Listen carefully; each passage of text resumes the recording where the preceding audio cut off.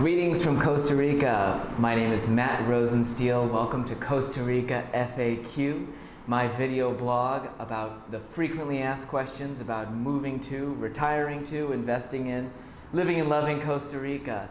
Thank you very much for joining us. If you're watching on YouTube, I'd love it if you subscribe to my channel. If you're watching on Facebook, please give us a like. I'm broadcasting live here from Tamarindo in Guanacaste, Costa Rica.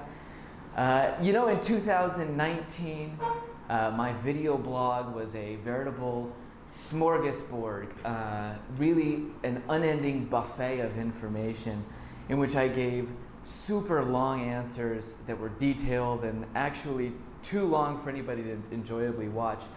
Well, it's 2020 now, it's a new year, new you.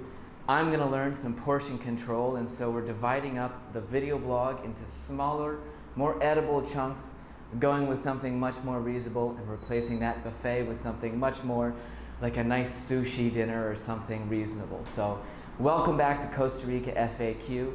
This is episode number 20, I believe.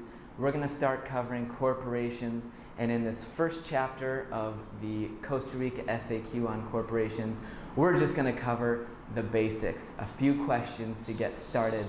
If you have any questions, feel free to contact me. My email is matt@cbtamarindo.com. I'll also put my contact information in the information about these videos on YouTube and Facebook. Feel free to reach out with any questions, comments, or concerns about what you hear. Today, I'm going to cover three very basic questions about corporations here in Costa Rica. First, I'm going to discuss the basic difference between the SA and the SRL. There are two kinds of corporations. They're both LLCs if you're from the US, limited liability corporations, and we'll go over the differences. Second, why should I incorporate, or why do I need a corporation? That's a question on pretty much every buyer or seller's mind here in Costa Rica, and I'll address that. And finally, when should I incorporate, or when should I go about forming my corporation? Pretty simple answers to these questions. Again, we're going to be keeping it short and sweet in 2020, so let's get started here. First of all, with my favorite disclaimer, always reminding you that none of what I say is legal advice. You should verify your decisions here in Costa Rica before you invest with an attorney. And please take everything with a grain of salt that my experience here in Guanacaste, Costa Rica, having moved and lived and worked here since 2008, may not be exactly what everyone says. So without further ado, let's get started with our first question today. The SA versus the SRL. If you've bought a corporation or if you've seen these two things online, if you're considering buying property here, I'm sure you've run across these abbreviations. They essentially stand for Sociedad Anónima and Sociedad de Responsabilidad Limitada. That's where the initials come from. Basically, two different terms for limited liability corporation, but they do have some simple differences that make it easy for you to decide which is the best for you. An SA, or Sociedad Anónima, has shareholders. It is a structure that's ideal if you're going to have a large number of partners, or eventually if you want to, for example, trade shares of your stock or have a business where multiple partners are involved. On the other hand, instead of shareholders, an SRL has directors. And really, it can have only one or two directors. I'm not sure what the exact number is, but whereas the SA needs at least a 4-person board of directors as the governing body, the SRL just has those directors and can be easier if you've got one or two people buying a property. As I said, large numbers of owners, if you're going into a project or a property where there are going to be 3, 4, 8 partners involved, an SA will be an easier structure for you to manage fractional ownership, but an SRL definitely works for smaller numbers of people and fewer numbers have to be involved. Another important distinction, and this is one that I can't cover too much in depth, SRLs in your home country are likely tax advantageous. Talk to your tax attorney. I'm not one. verify that and discuss your legal obligations fully. But in my opinion and to my knowledge, the SRL is going to help you, especially if you're a U.S. citizen. Next question, why should I incorporate? What are the advantages to having a corporation, and why does everyone do it? Well, first of all, I want to make it clear that the tax advantages, the big reason that everybody started using corporations in Costa Rica was to save money at the time of a transfer. That is no longer legal, and actually I'll be covering that in a bit more in depth in a second here, but it's most important to hammer home the tax advantage when you're buying property for corporations is not there anymore.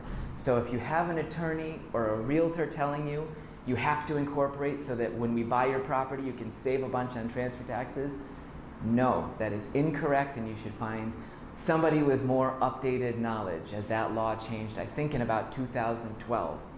Anyhow, let's get back to the question, why should I incorporate? And number one, in my opinion, the reason would definitely be that there's an ease of operating here in Costa Rica that comes along with having a Costa Rican corporation. Really, it boils down to the fact that since your corporation is an entity that exists here in Costa Rica, you're able to sign simple proxy agreements so that that corporation can do basic things like get a new cable or electric connection, on and on. And that proxy agreement can be a very straightforward 8.5 by 11 non-notarized piece of paper, whereas if you own your property in the name yourself and you don't have a corporation operating here in Costa Rica, then you have to have essentially a registered, notarized power of attorney for somebody to represent you here in the country. So that corporation essentially sets you up to do a lot of things easier in your home country. Second of all, and very much related to that fact that the corporation is here, is banking. Banks trust a corporation more than they trust a foreigner opening an account. They'll give you a better balance, or rather better limits. They'll allow you to do more things with your account, and you'll see that again, you'll have more ease of operating with the banks if you're doing so as a corporation than as a foreigner here with a passport. And finally, one reason, especially if you're looking at all contingencies for your property, is definitely inheritance issues. A corporation, its shares can be easily passed to your heirs through a living will, and attorneys really encourage people to set up corporations because you can essentially set things up so that there will be no probate, no problem. If something happens, that corporation belongs to who you want, no questions asked, and you're in good shape.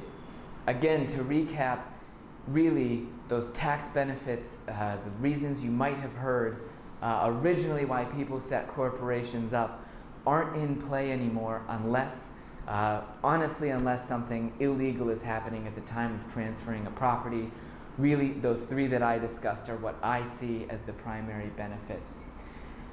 Next and final question, actually, this might be 2 or 3, but when should I incorporate? Very simply put, don't worry about incorporating or forming your corporation until you are very close to closing on your property. Your attorney can do it, have you set up for closing so that essentially you're not actually signing for your corporation, creating it, and becoming the shareholder or the director until you're closing on your property. So you don't have to necessarily risk setting up this legal entity until you are absolutely ready. It does not have to be existing prior to acquiring the property for any advantage. And really, you shouldn't worry about it until you found your property, you're ready to close. Your attorney should write you a letter saying, hey, what do you want to call your corporation? Who are going to be the directors, on and on. But that will be very close to closing, and you can take it easy, chill out, relax until you are about to buy, should you choose to incorporate. So anyhow, to give a quick recap today, we were covering the basics of limited liability corporations here in Costa Rica. Went quickly over some basic differences between the two LLCs, which are the SA and the SRL. We talked about the advantages of incorporating and why you should do it. We talked about when you should, and discussed the fact that really it's something that can wait until you're about to close on your property. Thank you very much for watching today.